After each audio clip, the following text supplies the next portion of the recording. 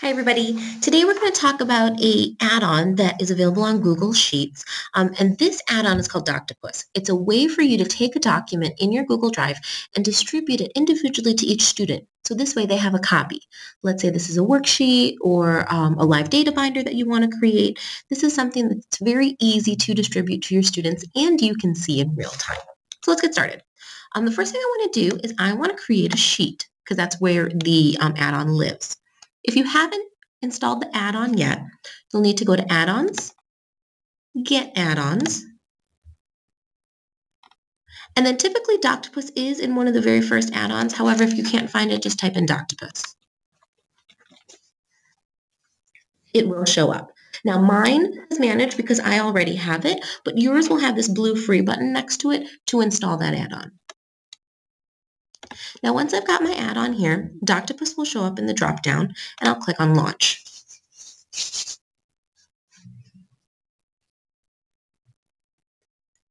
Now my first step, Doctopus wants to know what I want to do.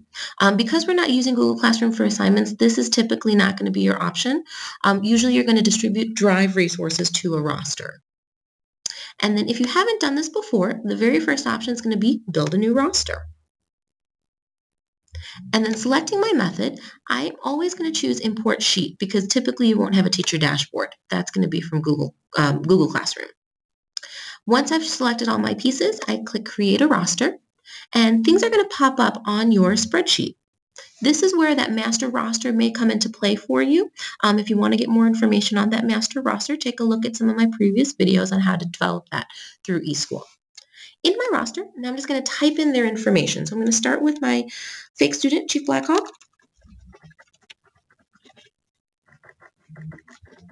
And I'm also going to add two teachers that I'm creating a document for at Freeman.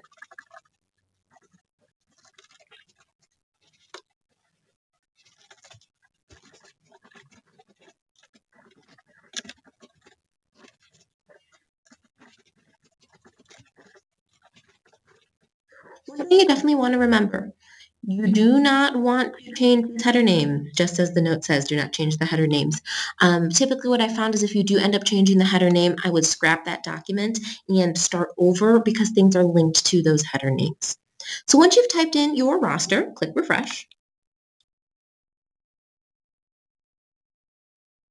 And it's going to ask you to name this roster. You want this to be a generic name so that you can use this roster over and over again.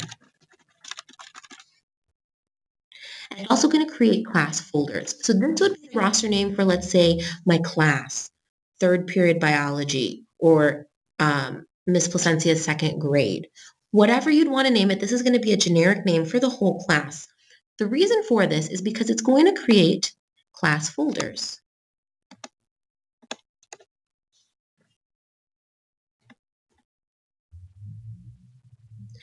Similar to here. So what's going to happen is it's going to have a main folder, and you're going to have all of these options to be able to share with students. You're going to have a teacher folder, which is where you're going to put all of your documents. This folder, the class edits, that one will be folders with documents that every student can edit. So all 26 students in your classroom can get into one document. The class view will be folders specific to students that they can only see. So let's say you wanted to give them a resource. You don't want them to be able to type into it. They can only see things that are in this document. And then you as the teacher will get a folder for every single student. And then you'll be able to see things like having them submit documents if you wanted to do that through Doctopus, or if you wanted to just see how they were working on a journal or a longer project. So all of these folders are going to be created for you.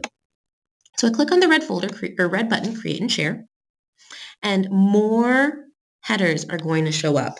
What will happen is it will check that the student has a Google Drive account against their email, and then in that email, they're going to put a key of the folders that are being created in their accounts, and we'll be able to see student accounts in just 1 second.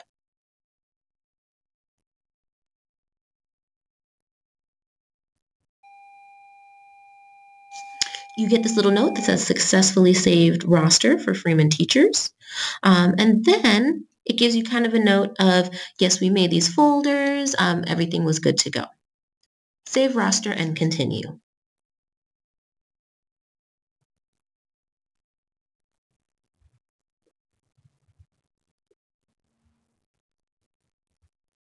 Now my next step is to take a document and actually distribute it. The first thing I want to do is go back to my Google Drive, and you'll notice that Freeman Teachers, the name of the roster that I created, now is a folder in my Google Drive. I've got 4 folders as a teacher, and for myself, I'm going to go into the teacher folder to create items. Notice that my spreadsheet with my roster is already there, and we're going to get back to how to change that from an untitled spreadsheet into something else. But for this document, I'm going to create a new spreadsheet and call this, for my Freeman teachers, Data Binder Quarter 2. And here I'm going to create the template that I'm going to send to my students. So my teachers asked me to create a binder, a data binder that they used to use as a physical binder to help them track some of their data. So Ames Web data, the student, as well as spelling scores. So I'm going to add 2 tabs here. And you can go as far as customizing these documents as you like. If I just wanted to get Ames Web data, and forgive me, I don't know exactly what the data is on there, but let's say we had a math score, a science score, a reading and spelling score, and then we also had grades for those benchmarks. And now the student getting this template would be able to type in their numbers into this document. Same thing with their spelling scores. You could even go as far as giving them a header and directions.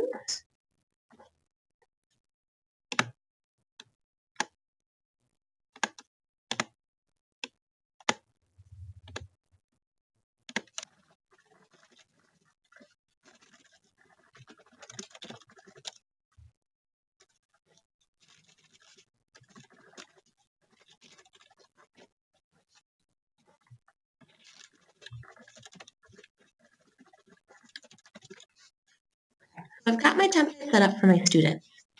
Now I'm going to go ahead and close this out. And note that I called this Data Binder Quarter 2.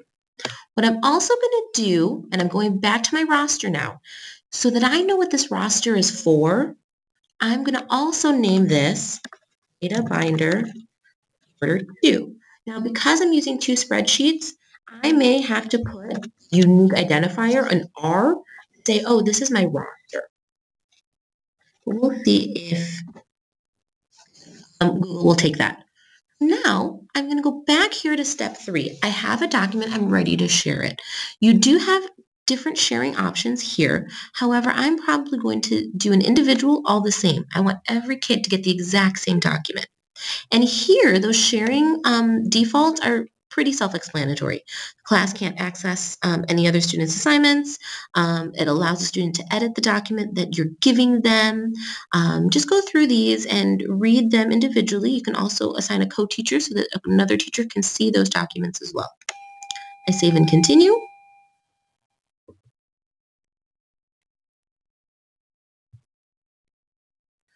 And now I want to know, where is that document that's holding my template? This is why I saved my documents in teacher folder, because that's what Doctopus defaults to.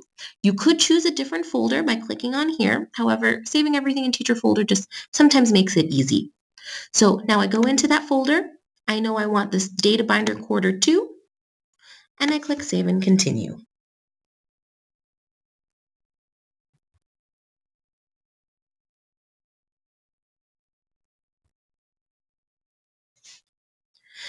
Now, typically, I will create a new folder for every assignment that I make. And I do edit this a little bit. I get rid of my class name because I know the class name.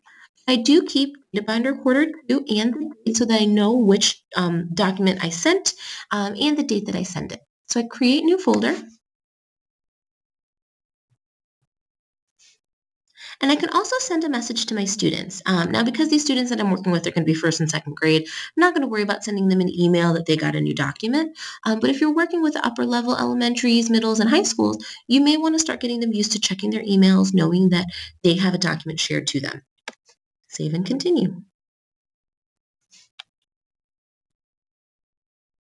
Notice that there's more headers that are coming in. This gives you kind of just a last run through before you start sharing this document. And when I click run copy and share, you're also going to see documents, links showing up here so that you can see the documents that are being distributed to each student. Now the speed of this is going to depend on how big your roster is. If your roster is 20 to 30 kids, it might take a few more minutes. Mine is 3. All my jobs are completed, so now I'm good to go. For me as the teacher, I can go into this Data Binder Quarter 2 and click on each link. So this is the document that was given to Chief Blackhawk. And I know that because Chief Blackhawk's name is automatically connected to this document. And I can see everything that he would type in. As the student, we're actually going to minimize this and take a look at Firefox and see what the student sees.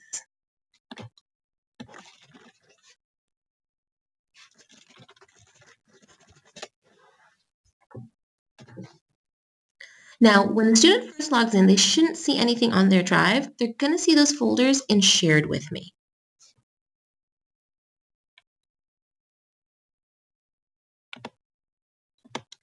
Or not.